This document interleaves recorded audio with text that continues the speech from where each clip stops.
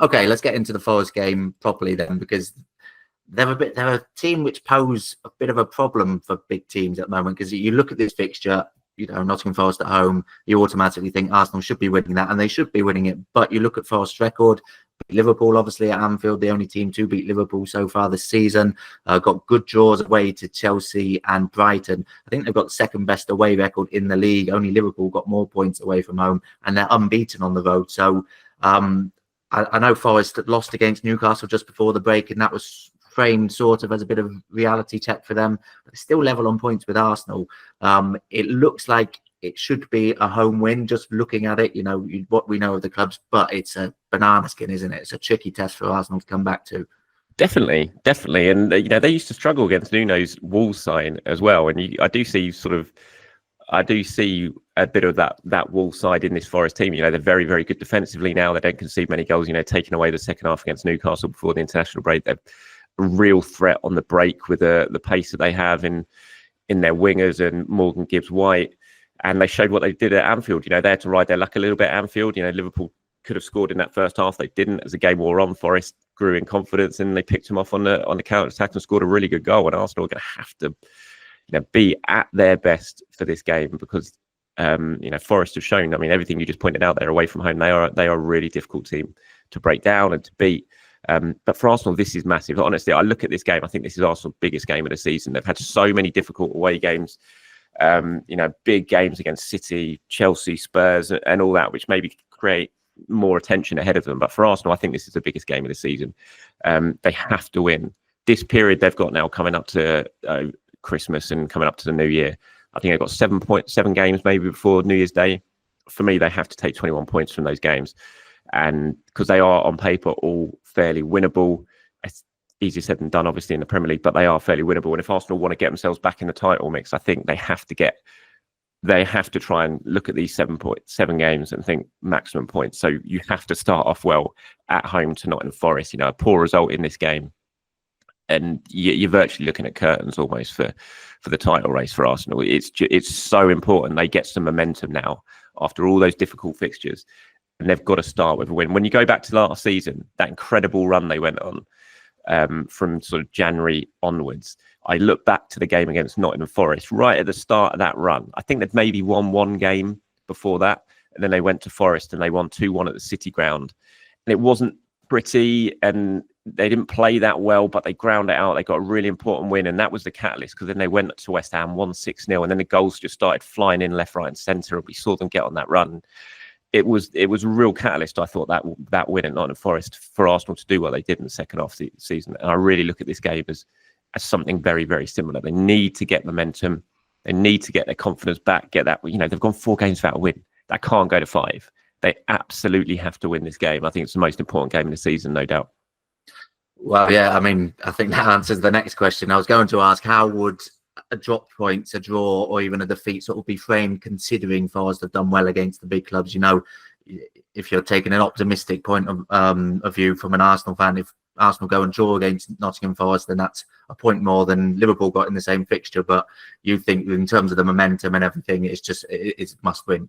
Yeah, it's absolutely. I really feel that these next 7 games, they've got to definitely aim for 21 points out of these next 7 games. It's crucial. And yes, Forest have caused teams problems. They've had a really good start to the season, absolutely. But if Arsenal want to get back and close the gap on Liverpool, they've got to win this game and find some momentum.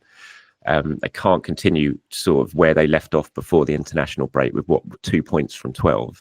That can't then go to 3 points from 15, for example. A draw just wouldn't be good enough in this game. They have to win it. Absolutely. It's crucial. Any big questions for Arteta in terms of the starting 11, or as you say, it could be back to... Well, no, I think it's going to be really, really interesting to see what he does, because this is basically the first time this season that we could, he's got a big decision to make when it comes to midfield in terms of what do you do with Declan Rice?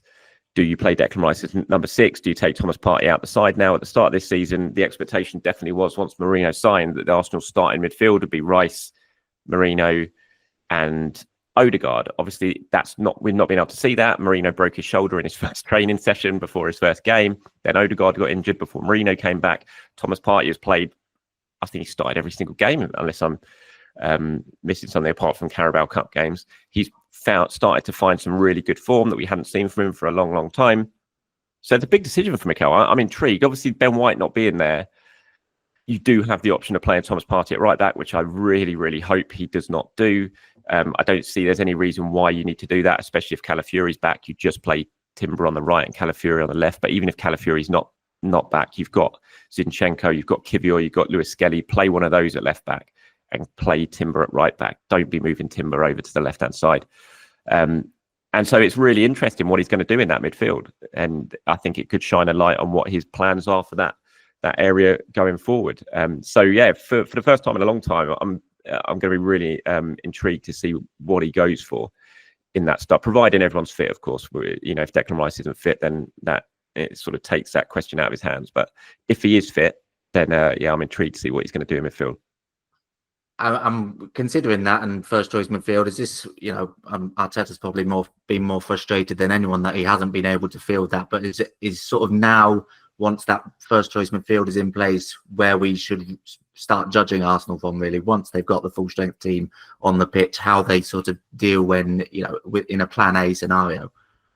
Yeah, maybe so, but I mean, it's a squad game, isn't it? Injuries are part of football, so you've got to be judged on how you perform week by week in the Premier League. And so far, Arsenal haven't been good enough. I think they've been unlucky, and up to 4 games ago, they were doing very well and they coped very well with the injuries that they had. But ultimately, look at the league table now; it's 9 points off top. It's not where Arsenal wanted to be at the start of the season. So, but it will be from this point onwards. Yeah, I think we're going to see the Arsenal that Mikel Arteta was really sort of envisaging for 2024-25.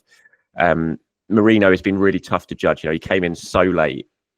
He went all the way to the final of the Euros. Obviously, went back to Sociedad. Didn't train with them because the Arsenal talks were going on. Finally gets the deal done, so he has no pre-season. Gets over here, breaks his shoulder in his first training session. And misses the first chunk of his season, comes back in, has to get straight into the side with no Martin Odegaard alongside him, with Arsenal sort of mixing and matching. He's not really had a proper start to his Arsenal career, really, and I think he's been quite unfairly judged on some of his performances. But we saw some really interesting stuff from Marino when he came off the bench against Chelsea. I thought it was a really excellent cameo, and so I think for him, going forward, this is the start of his season. I think basically now he looks fit. He's got Odegaard next to him. He might have Declan Rice behind him. And hopefully we're going to see why Arsenal was so determined to sign Mikel Merino from this point onwards. So it's going to be very interesting to see what Arsenal do over this sort of next 7-game period in the Premier League. It's crunch time for them, no doubt about it. And hopefully the players can step up and perform.